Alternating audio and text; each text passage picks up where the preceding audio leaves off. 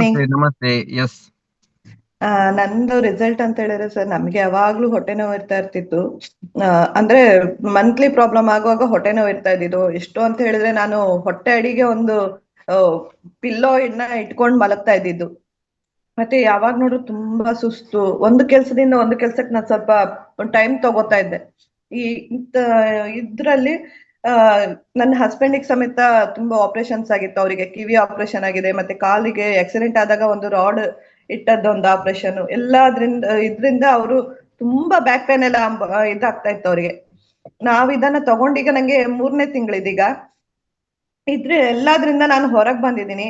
ಆ ತುಂಬಾ ಖುಷಿ ಆಗೋದು ಅಂತ ಹೇಳಿದ್ರೆ, ನಂಗೆ ನನ್ನ ಹಸ್ಬೆಂಡ್ ಇದ್ದು ಶುಗರ್ ಲೆವೆಲ್ ತುಂಬಾ ಕಮ್ಮಿ ಆಗ್ತಾ ಇದೆ. ನಂಗೆ ಅವ್ರದ್ದು 400 ಚಿಲ್ಲರೆ ಇರ್ತಾ ಇದೆ, 450 ಹಾಗೆ ಇರ್ತಾ ಇದ್ದಿದ್ದು.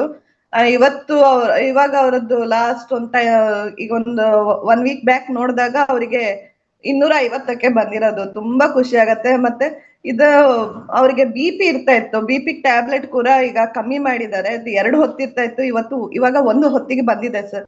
ನಂಗೆ ಇದನ್ನ ಪರಿಚಯ ಮಾಡಿಸಿದ್ದು ಮಮತಾ ಮೇಡಮ್, ವಾರಿಜಾ ಮೇಡಮ್ ಮತ್ತೆ ವಿಜಯ ಮೇಡಮ್. ಹಾಗೆ ಡಾಕ್ಟರ್ ಸಾಗರ್ ಜೋಶಿ ಅವರಿಗೂ ತುಂಬಾ ಥ್ಯಾಂಕ್ಸ್ ಹೇಳ್ತೀನಿ. ಈ 3 ಜನಕ್ಕೂ ನನಗೆ ತುಂಬಾ ಥ್ಯಾಂಕ್ಸ್ ಹೇಳ್ತೀನಿ. ಯಾಕಂತ ಹೇಳಿದ್ರೆ ನಂಗೆ ಅವತ್ತವರು ಮಮತಾ ಮೇಡಮ್ ನನಗೆ ಮೊದ್ಲಿಂದಾನೇ ಫ್ರೆಂಡ್. ಇದಕ್ಕೂ ಮೊದ್ಲು ಒಂದ್ರಲ್ಲಿ ನ್ಯೂಟ್ರಿಷನ್ ಇದ್ರಲ್ಲಿ ಮಾಡ್ತಾ ಇದ್ವಿ. ಅವಾಗಿಂದನೂ ಫ್ರೆಂಡ್. ನಂಗೆ ಅವರು ಬಂದ್ ಹೇಳಿದ್ರು, ನೀವು ಅಷ್ಟೆಲ್ಲ ನಿಮ್ಗೆ ಹೆಲ್ತ್ ಪ್ರಾಬ್ಲಮ್ ಇದೆ, ಒಂದು ತಗೊಳ್ಳಿ ಈ ತರ ಅಂತ. ಆಗ ಅವ್ರ ಜೊತೆ ಬಂದಿದ್ದು ಮಮತಾ ಮೇಡಮ್, ಜೊತೆ ಬಂದಿದ್ದು ವಾರಿಜಾ ಮೇಡಮ್ ಮತ್ತೆ ವಿಜಯ ಮೇಡಮ್.